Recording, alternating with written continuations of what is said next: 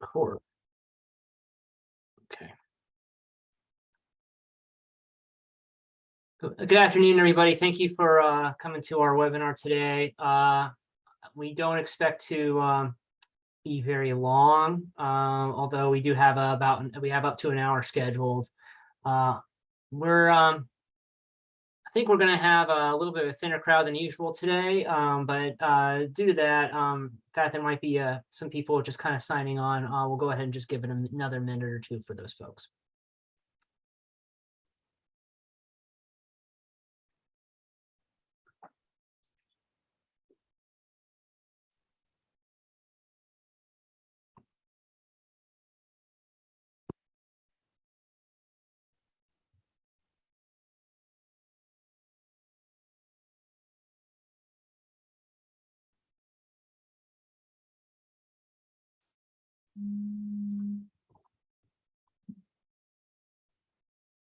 Right.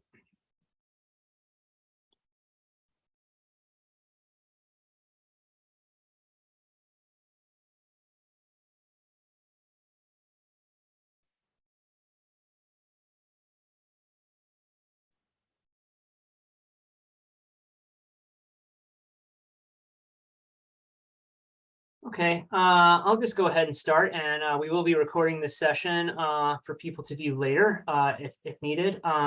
My name is Jeremy Malarski. I am one of the program managers for the No Kid Hungry Missouri project, which has been in operation in Missouri for about a little over 5 years now. And with me today is Kimberly Springer, who is the other program manager for our project.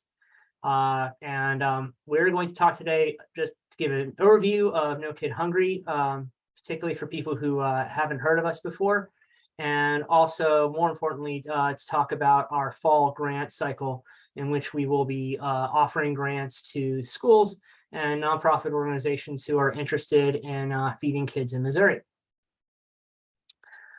So a little bit about No Kid Hungry first.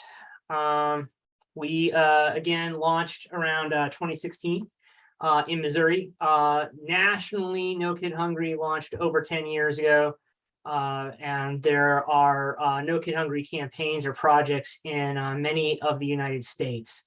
Again, it is I find it to be a fairly simple project. I've worked on public projects before. This is one of the easier ones to explain. It really is about moving the needle on child hunger locally, and doing that in a way that is tailored to different communities. This project doesn't really take we effort very hard to not take a top-down approach in No Kid Hungry Missouri, and to kind of empower organizations to do what they do best. And I'll get into why in a minute. All right, so first, we are a partnership. Our project is a partnership between three organizations primarily. The first is the one that employs myself and Kimberly. We work at the Center for Health Policy at the University of Missouri. The center it was created as part of the university's land grant mission to increase resources for the entire state. And our center is a research and service center based in the School of Medicine. Child hunger is a social determinant of health, and we are interested in learning more about that, and again, disseminating good practices and knowledge from that. And this project is a big part of that. We work in cooperation with the Missouri Family and Community Trust. If you have not heard of the Family and Community Trust, many communities in our state have community partnerships. The trust is a network of community partnerships which were created roughly about 20 or 30 years ago as a way of promoting public-private initiatives in our state. So there was kind of a push to, one of the original pushes to streamline or downsize government back in the 90s, in the 2000s. And this was the community partnerships were a way to make that happen in a way that made sense for our state. Community partners do all kinds of things. They wear lots of different hats, from Meals on Wheels for seniors. We have some summer food sponsors among the community partnerships. Community partnerships are interested in addressing things like food insecurity, caring for the elderly and the young in their communities in a way that is owned by their community.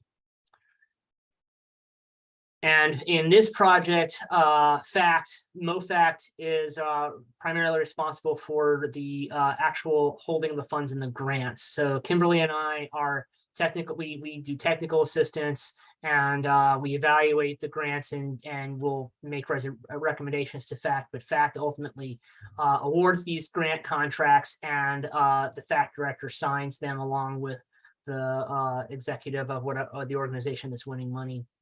The third organization that is a partner in this project is the Department of Social Services. They are the Missouri agency that this project ultimately is not ultimately, but is partly accountable for, along with the people of Missouri. So why child hunger, and how big is the challenge here in our state?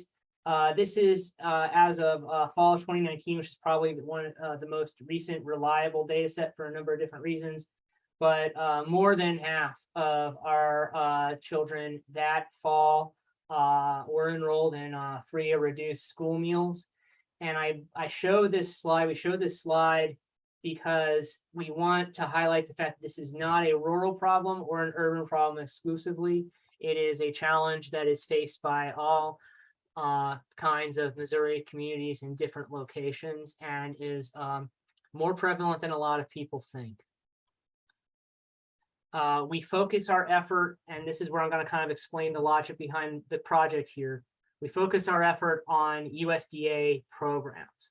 Ultimately, Share Our Strengths project model comes down to the assumption that through fully or more robustly adopting USDA child nutrition programs, we can measurably and significantly move the needle on child hunger. In other words, most folks are familiar with school lunches or school breakfasts. There are other USDA programs that were created since the World War II era that there's not a great deal of knowledge about, particularly in the realm of meals for kids during the summer months when school's not in session, and in after school meals.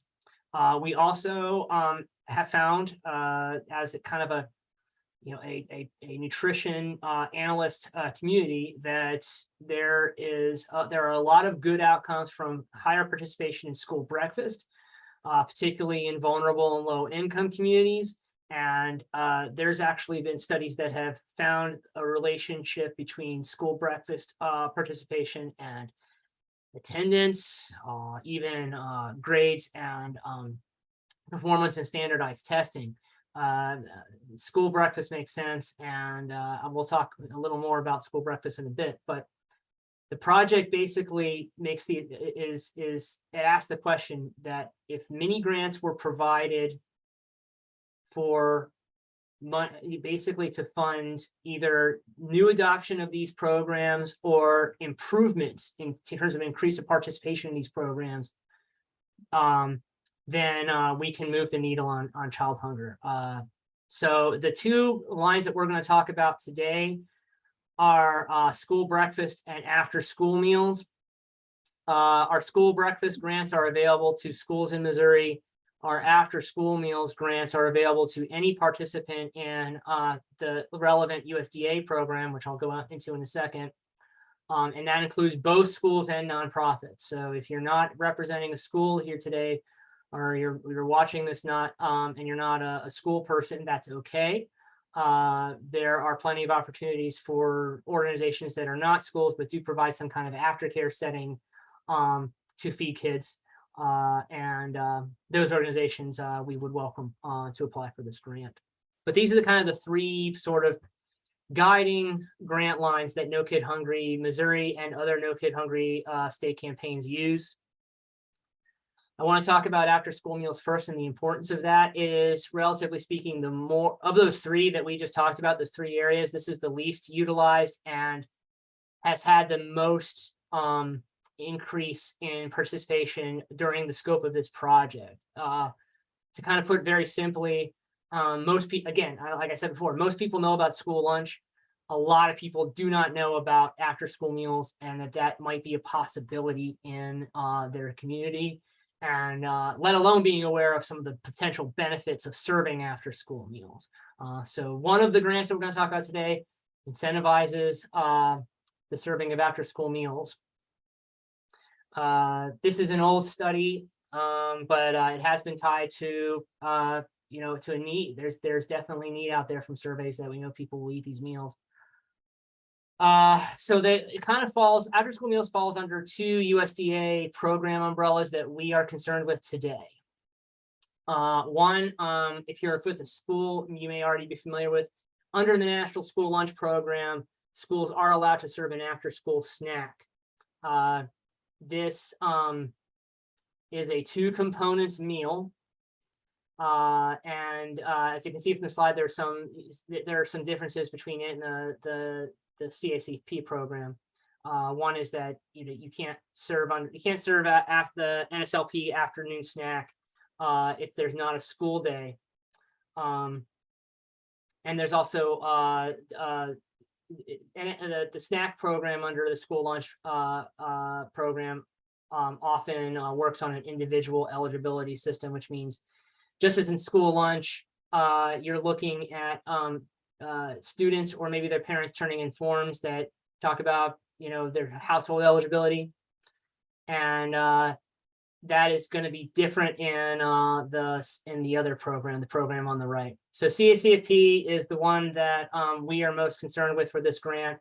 The Child and Adult Care Food Program, that is eligible to both schools and nonprofits that are serving in certain areas are eligible. And they're free meals across the board, no matter who the kid is. So it's the site where you're serving that the regulations are really concerned with and look closely at. There are areas, and they call it area eligibility. So there are regions of the state that are eligible to serve CACFP, and there are regions of the state that are not. I will tell you just anecdotally, a lot of the state is eligible for CACFP, a lot. And the beauty of an area eligibility system, if you kind of can follow me for a second here, is I think it goes at least a little bit of, it has the potential, let's put it that way. It has the potential to eliminate a lot of the stigma that we see in child nutrition. Very rarely would you be able to ask a group of kids who among you are hungry or and have them raise their hands. Kids aren't often eager to have any kind of stigma put on them for being high need, and having an area eligibility system allows people who are doing this to just very simply say these meals are free to anyone up to 18 years old, and leave it at that. Simpler messaging, and there's not that kind of onus, if it is an onus. I mean, some people perceive it as an onus to fill out a form or put the spotlight on the individual child.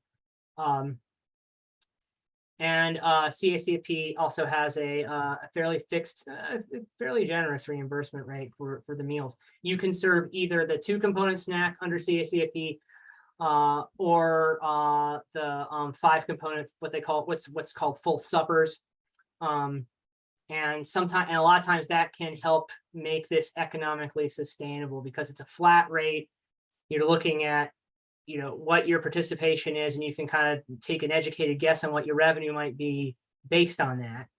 And that makes these projects a little more manageable and a little more predictable than it might if you were just kind of taking a guess on what your customer service base would be in the private industry.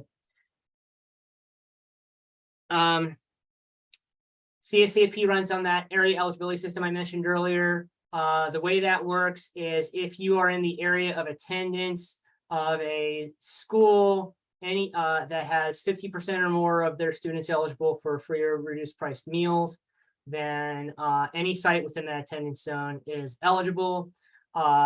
This is a little tricky, but if you have a school district in which a single grade, all the schools for a single grade are area eligible, then the district is eligible. So when we at No Kid Hungry, the No Kid Hungry project, excuse me, hear from people and they're asking, well, am I area eligible? One of the often in some of our smaller districts, there's only one school that is at the middle school level, or maybe there's only two schools that are in the middle school level. And if both of those middle schools, again, this hypothetical example, are over 50%, very often that entire district is.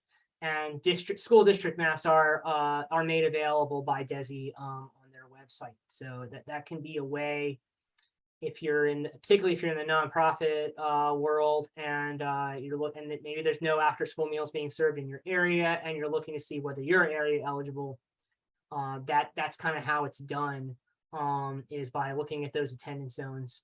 And obviously there's folks at the state government who can help you with this. They get that question all the time. I did not mention this at the top of the call, and it's now embarrassingly become clear. We have, I failed to introduce to our state partners today. Tanya Harvey from DHSS is on the call, as well as Samantha Taggart from DESE, and we do appreciate that state partnership. But anyway, Tanya's team will definitely be able to tell you whether a site is area eligible or not. They are the say on that. But that's kind of a way you can get a clue, is by looking at attendance zones when you're sort of in the initial stages. And again, area eligibility is can go a long way toward removing that stigma and making things simple for the kiddos. This is an image of the state website where you would really dive into a CACFP application. The grants that we're talking about today, the after school meals grant that we're talking about today, again, that is for both organizations that are currently participating in CACFP as either a site or a sponsor, or prospectively looking to do so. Due to the fact that CACFP is, particularly when the project started, when our project started, CACFP participation was relatively very, very low in Missouri. This grant is meant to incentivize where we are particularly interested in increasing services where there are few or no services. And we're particularly interested in talking to you if the barrier to your organization adopting CACFP or participating in CACFP has been lack of awareness or lack of knowledge. Again, No Kid Hungry, as a general rule, we do not take a top-down approach. I'm not going to sit here on a Zoom call and tell people that this is what they should do. I'm here to highlight these are tools that are possibly a fit for your toolbox. And again, this has been an effective tool for a lot of communities where it wasn't in Missouri 5 years ago. Missouri, coincidentally, this is just a little fun fact, was one of the very few states. The Food Research and Action Center, their national group, looked at CACFP participation, among other things, for the first months of COVID. And Missouri was one of the few states that, according to their analysis, participation in CACFP did not decrease in those initial months. Anecdotally, we have seen a lot of districts turn the lights on in terms of CACFP, and it's been successful for them.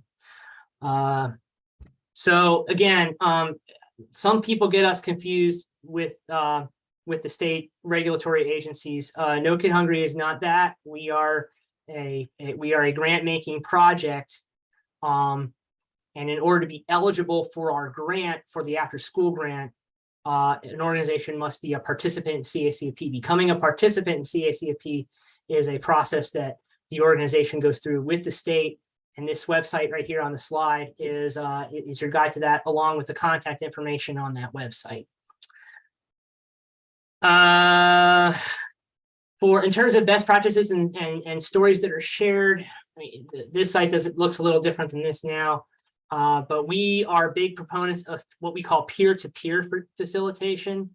If you are a nonprofit director or maybe a school principal or superintendent in one area of the state that maybe hasn't done after school meals, chances are there's somebody that has a similar role to you, maybe similar, a similar student population to you that has, and we can help you find those people and we can tell their stories. You know, we are very much a project of, you know, connecting people who know about stuff with each other rather than, you know, trying to guess what folks should do. So this is the Center for Best Practices site. It was created by Share Our Strength. That is the national Washington, D.C. nonprofit organization that founded No Kid Hungry, the No Kid Hungry project model 10 years ago. Again, if you're interested in the sausage making of this project, we are not employees of Share Our Strength. The project as it's implemented in Missouri is implemented by other agencies, and we partner with Share Our Strength for the branding and the national best practices, and those resources. So that's, I think, all I have on after school. It doesn't look like there's any questions in the chat. And we will pause for questions at the end of the webinar, but now, if there's anybody who has any questions, we can pause now if we want. If not, I'll go ahead and just dive briefly into our school breakfast grant program. Share Our Strength has done, and Tyson did a bunch of studies on school breakfast, and it's correlated with a number of good outcomes that we're all seeking for children. Share Our Strength also has identified 3 breakfast models for serving school breakfast. These are examples of how a school that's looking to increase participation in school breakfast might examine their service. So Share Our Strength found participation increases under these models in their studies. One is breakfast in the classroom, which is typically done with a cart. Springfield Public Schools, I believe, they did implement this. The carts work fairly well. They delegate some of the transport to students who find it fun. And I watched one, anecdotally, I watched one pre-K class have a Franklin Turtle cartoon on while they were having their breakfast. It was great. It was great. Grab and Go Breakfast is providing another point of service. Increasing your points of service for school breakfast has been correlated with increasing participation. My daughter's school did a grab and go model. They had 2 points of service, and that's a very old school building. They were still able to kind of make that work. And then Second Chance Breakfast is having a second breakfast period. You do not need to use one of these models to qualify for a grant. The only qualifier, we'll talk about qualifiers later, but basically if you're a school that has a certain level of need in your community, then you qualify for our school breakfast grant. But we do want to provide these resources and these examples in case this is something that you might think might be a good fit for your school. And we do evaluate our grants based on what logically would seem to have the most lasting effect for that student population, and we also try to prioritize newer grantees if possible. Yeah, in fact, that's a coincidence. I just looked at the chat and there's a question related to that. Yes, you're eligible to apply if you've been funded before. That said, if pound for pound, everything else being equal, if 2 applications are completely equal in quality and one is a new grantee and the other one we funded 5 times, the newer one is probably gonna win. And usually in most cycles, there is a finite pool of money that we have to award from the community service block grant funds we get. So there is sometimes bad news. These are not, I don't want to give the impression these are slam dunk grants. We try to fund as many people as possible, but there is competition for these. But no, being awarded before doesn't disqualify you. Let's talk about eligibility rules. All right. So for after school meals, you have to be a nonprofit or a school. If you're a nonprofit, we want you to be in good standing with the Missouri Secretary of State. And then the other qualifications is it's serve free meals under CACFP. You can be a site or a sponsor.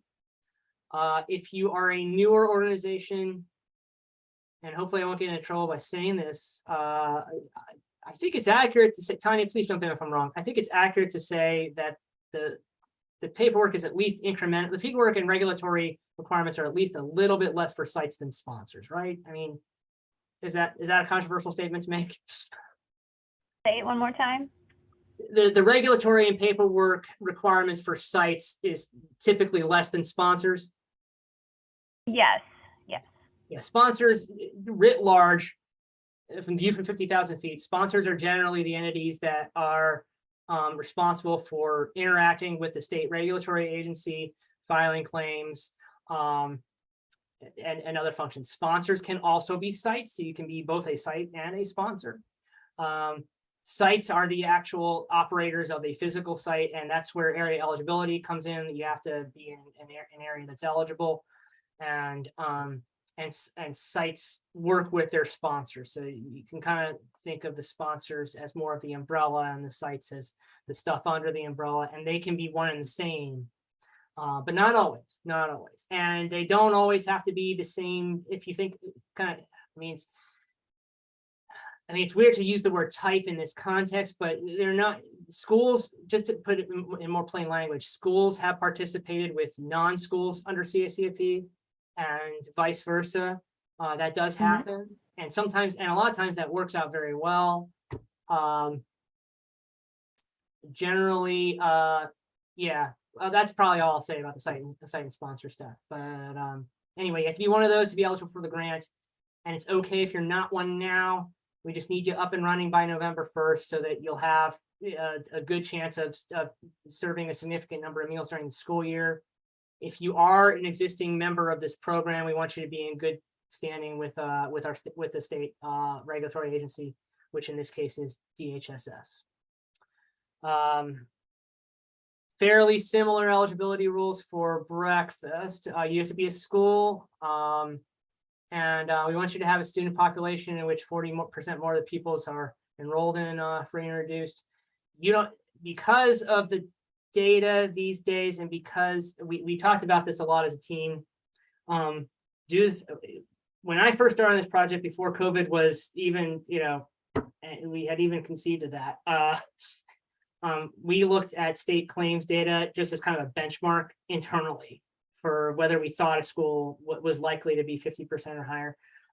Because of COVID waivers, the last 2 school years in fall, have a lot of schools weren't participating in the National School Lunch Program due to those waivers, and so that data for the last two school years is not necessarily the best benchmark for what your real free and reduced population. So we allow.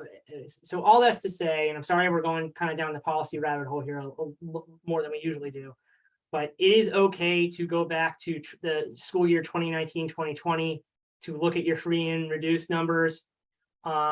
And generally, we want to hear from people. If you're kind of on the line, we want to hear from you, and we can talk it out. But that is kind of we do prioritize lower income, higher need areas for this project. And just as with the other line of grants, we want you to be in good standing with our state partners. Every grant application, by the way, if you've never applied for a grant with us, we try to, as I mentioned earlier, we try to keep this very simple. It is literally a 2 or 3 page web form that you fill out, and the bulk of the application is who you are, where you are, and what you plan to purchase with the money. These grants are for up to $5,000 each, and we realize it does not go a long way. but hopefully it can help folks get started. And we do try to prioritize those purchases that are likely to be sustainable. Okay, this is I kind of talked about this. The deadline is July 15th. This is what this is the page of the web form that in which you would fill out your purchase plan. You don't have to have things purchased. We don't require that you purchase things and then reimburse you. We require that you have a somewhat detailed purchase plan and that you keep us updated on how that's going. And we want to know in this purchase plan, we want to know a description of the item, how much is the unit cost, and how many of each item you're buying. We will do the math behind the scenes. Don't worry about that. If the amount you're requesting goes about $5,000, we ask generally that you avoid that. If it's unavoidable that it goes over $5,000, then you should know we will consider the request, but we cannot award more than $5,000 per award. And if this web form occasionally it does come up, if you have more than 7 line items, or this part of the web form is just kind of a bare, it is okay to email us an Excel sheet, but do try to use the web form. That just makes the evaluation go faster. All right, these rules are kind of new this cycle. If you applied with us before, we now that we're kind of in an endemic environment and also for a number of reasons, we do want to prioritize those requests that are likely to have a lasting effect. So we just want to let you know most of the requests that we've granted have granted in the last couple cycles have been for food equipment. It simply has much of it simply seems to have more of a lasting effect. We are not this cycle entertaining requests for advertising, fuel, wages and salary, single-use items, prizes, and as always, we cannot fund purchases for actual food. Again, I know that there's need for all that stuff, but that's not what this project was designed for. It was designed conceptually to kind of either get people started or get people to that next level, turning the corner of their meal services. And all of this is on the application form as well, for anybody who and we're recording this meeting, by the way. So okay.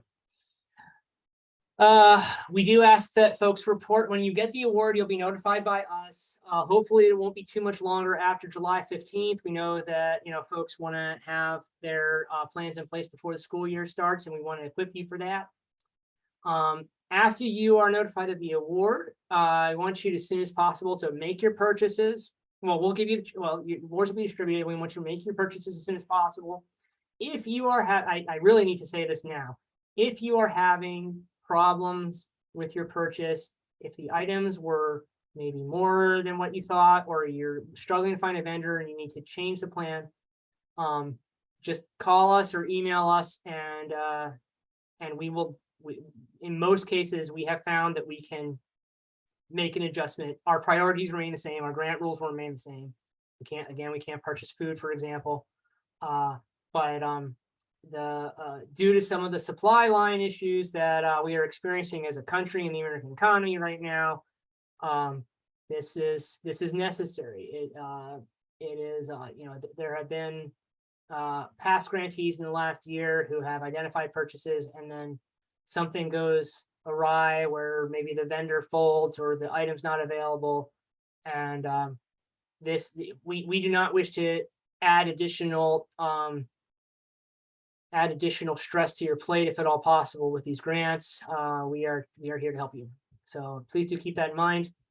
So report number 1 will be a detailed report of what was actually purchased and for how much, and report number 2 will be general feedback from this project. How can we improve? How can we, is the application nice and straightforward and easy? Did you find the process positive, and would you recommend this to other schools? Can we use an example? Can we tap you on the shoulder maybe later if there's someone who is in your maybe is a professional peer of yours or professional cohort of yours that also needs help. We're very eager to do that. Yes. Okay. And the last slide is our contact information.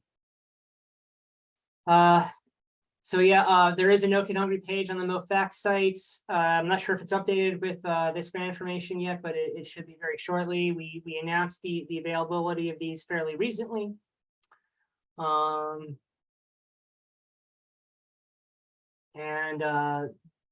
You know, please reach out if you need anything. Are there? It looks like there are some questions in the chat that Kimberly kind of addressed, but if there's others, I think we have we can do raise hands here, or you could just type something in the chat if you want.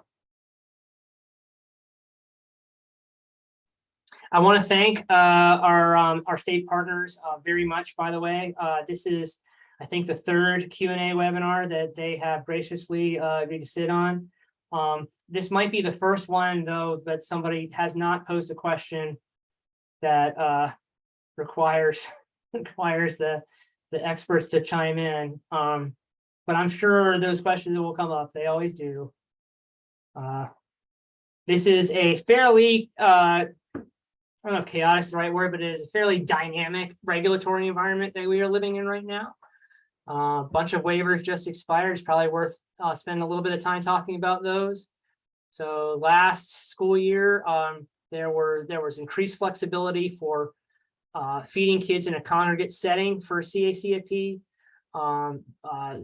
allowing things like parent pickup or multiple meal pickups. I know that was very well received in rural Missouri, but those waivers have expired. We do have, I just sent out to our summer grantees a handout about congregate meal sites and how you can kind of some best practices to maximize success for those. That may come into play, particularly for some of the nonprofits doing after school meals next school year. There's not too much more I can say about that. But yeah, different regulatory environment. It's probably going to look a lot more like it did pre-COVID this school year, but that's me speculating.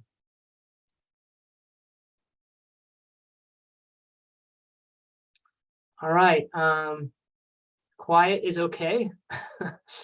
If there are questions that come up after this webinar, that is okay. And again, this webinar will be recorded. I will also send out the slides to everybody who registered. If for whatever reason you weren't able to register, and maybe we'll pass on the link from one of your colleagues, that's okay. But if you didn't register, I have no way of knowing who you are. So please do email me so I can get you the slides in the recording. And thank you for not Zoom bombing us. That was a joke. All right. If that is it, if there's no other questions or information for the good of the group, once again, thank you for taking some time to learn about No Kid Hungry Missouri today and our fall grants. We do hope to hear from you. We'd like to see a lot of participants in these programs, in these grants, and thank you all very much.